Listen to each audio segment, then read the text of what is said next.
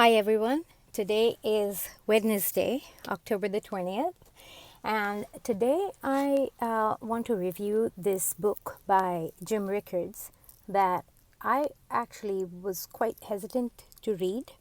And I mentioned that in my video from maybe a couple of weeks back, where I said I wanted to read the new case for gold, but I wasn't sure because I thought to myself, what new thing am I going to learn? I already know the value of gold. Now, in retrospect, I think that was very arrogant of me.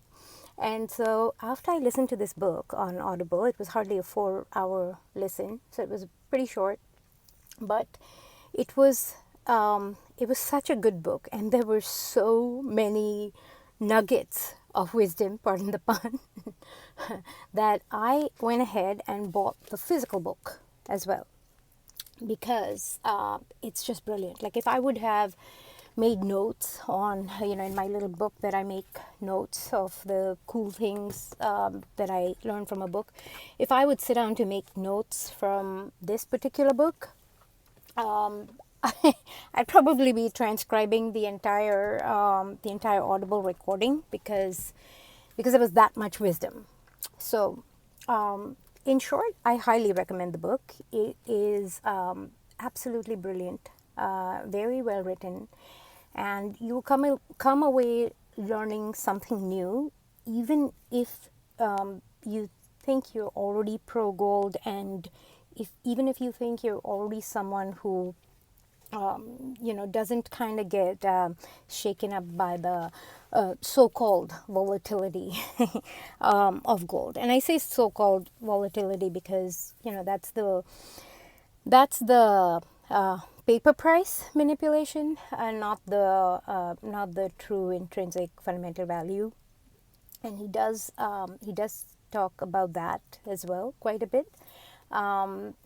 Obviously that's like the main or the basic, the basic thing that anybody who thinks about investing, quote unquote, in gold, GLD, or any of these gold ETFs to kind of balance out the risk of their portfolio, if they're thinking like a hedge fund or an investor, if they think like that, that's the basic one. But okay, let me get into my thoughts about this book because there was so much brilliance in it. Anyway, so so he starts off, of course, with dispelling those 6 or 7 myths or criticisms of gold, and the way in which he does it is absolutely brilliant and eloquent and beautiful. Because I really like the way he writes as well. And I'm going to read out a little bit from the introduction that I thought was very, very pertinent. He says, when critics say gold production does not support world growth, what they really mean is that gold production does not support inflationary world growth. That is true. Inflation transfers wealth from rich to poor, from savers to debtors, and from citizens to government. Inflation is the preferred policy of socialists and progressives who favor income redistribution. And this is the kicker line, I think. The objection to gold based on mining output is not that it stands in the way of growth, but that it stands in the way of theft. I think he totally nailed it with that. He also, I mentioned in my book review of the New Great Depression that I kind of, I wasn't sure whether he was sort of suggesting the inflationary path as a solution because of how much that would hollow out the middle of America and the world, frankly. But and I was kind of critical about, where really he stands on that, whether he was making inflation as a suggestion.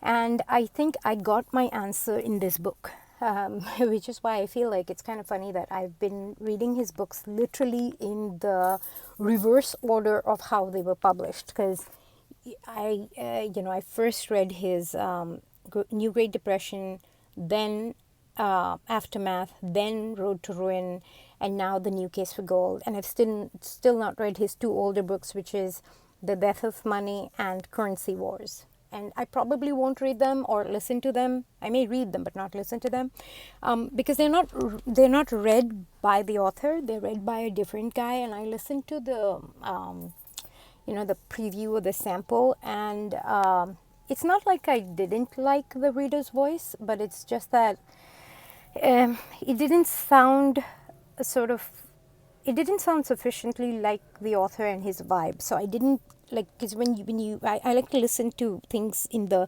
spirit with which they're written, because then the intonations are precisely what the author intended. And so I probably will just read them if I get around to that. And yeah, so in this book, I got the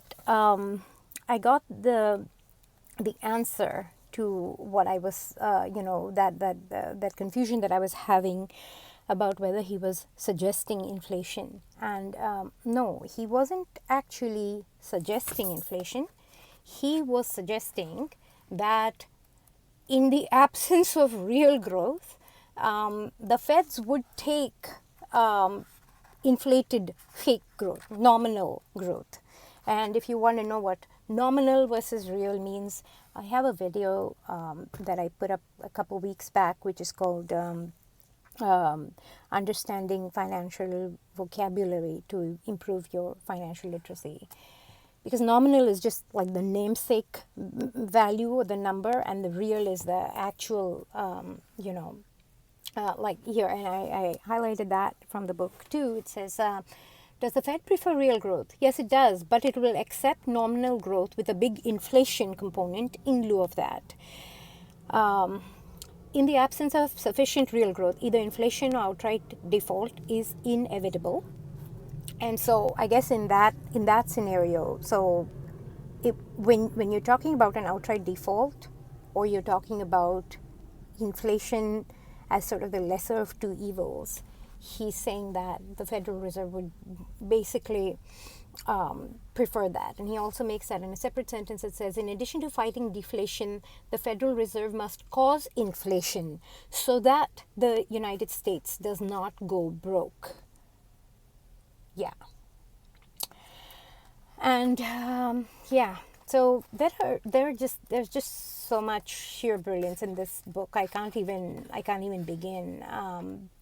But and there are and I have to say, there are a lot of sentences that he has in this book that if you just read the book and don't listen to him reading the book, you kind of may miss those nuances. But when you listen to it in his voice,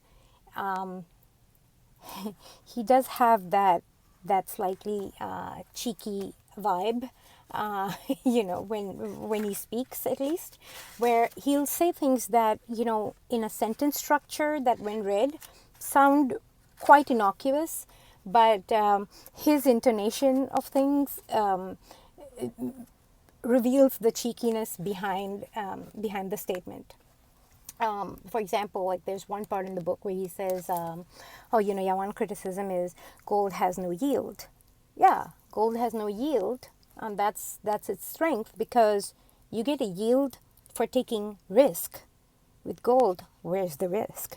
And and in a sentence in the book, it's kind of like in a paragraph, but when you hear him say it, it's quite different. Now, another thing, one big thing I learned also from this book was, there's a video I made a couple weeks or maybe a month ago, which talks about, gold versus silver, inflation versus deflation. And I spoke about how and why gold is good both in an inflation and in a deflation. And so when he addresses that as well in one of his chapters, and I learned something new there, because my reason for thinking that gold goes up even in a deflation is because in a deflation there's going to be a lot of a lot of institutions going bust, going broke, going, defaulting basically on their obligations.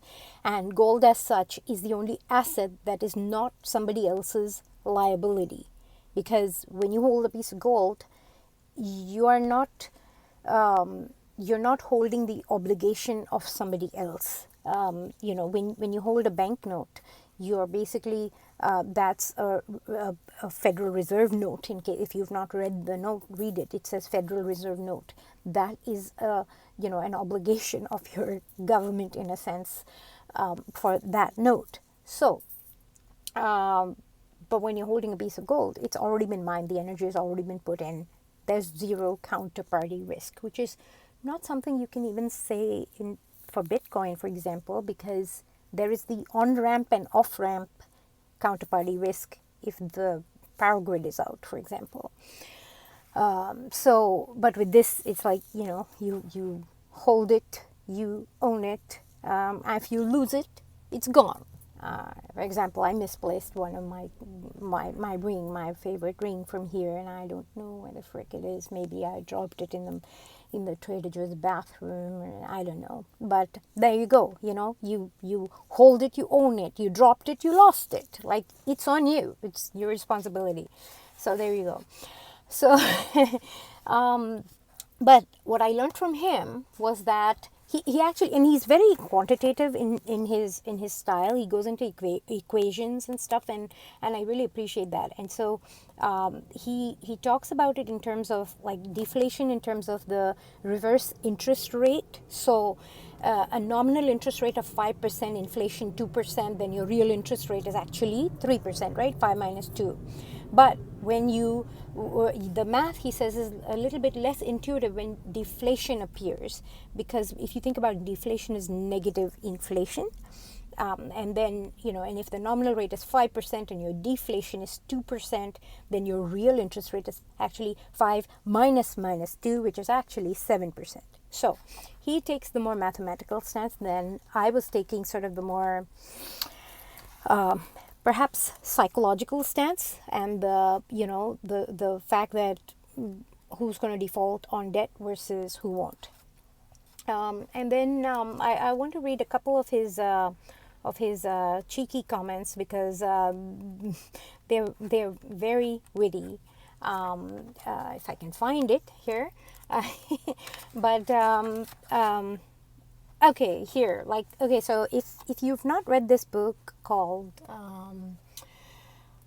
God's Bankers, it's a brilliant book, and it goes more into the Bank of International Settlements, the BIS, and its history, and the fact that, so these BIS guys, they are the bankers to the central bank, and they're the ones who were responsible for washing Nazi gold. And if you want to know what washing gold is, it's that nice soft American euphemism for this is actually not funny at all, but I can't stand the euphemisms that we use here in America, where we say these soft words like, he closed the gold window. No, he defaulted on the frickin' world. But washing Nazi gold is what the BIS did. And what they did was, all the gold fillings from the Jewish Holocaust victims who were in the concentration camps, all of their confiscated gold, they took all of that, they melted it, cast it back into those Swiss currency coins in those days, and they circulated it within Switzerland. So they washed the gold. But in his book here, in Jim Rickards' book, he says, it has an intriguing and somewhat checkered history. It can be seen as a Swiss treehouse where children hang out without supervision or scrutiny, except instead of children, you have central bankers acting without supervision or scrutiny. And that's where, some of those cheeky things that he says comes out, which I think is really cool. Another cool cheeky comment he makes is about the Federal Reserve, that I think is very, very funny, the way he says it, even in sort of his in his style of speaking. And I cannot find the words here. But darn, where is it? Because his words are just so lovely. Uh, Screw it. Will I be able to find it? Should I just try to remember it and say it? Yes, I found it. The Fed behaves like a drunk driver who runs down pedestrians and then blames the pedestrians for being in the way. And so, yeah, but it sounds like this when, in the book, but when you hear him say it, it's quite different. It's very nice. So, yeah, so I love this book. I highly recommend it. It's not very new. It's from 2016, I think. And yeah, it was hardly, I mean, the paper book was the physical book was hardly $10 on Amazon. I'm not sponsored by Amazon, by the way. I don't have any links or whatever. This is my just my personal YouTube channel. I still post in the spirit of the old school YouTube, when people used to just show you how to curl your hair or show you how to fix a certain thing, and not like now where they put ads and this and that. So no, this is not a monetized channel. This is just my for fun channel. So I hope you enjoyed that. If you did, leave a like. If you don't like it, don't watch me, because you should not ever waste your time listening to people whose crap you don't like. Okay? So, and if you feel like sharing this with anyone, please go ahead and share it. Take care, and I always appreciate your comments. I always love reading what you all have to say. And yeah, so feel free to leave a comment. Let me know what you think. Let me know if there are any other cool books that you think I should listen to or review. And take care. Have a nice day. Bye.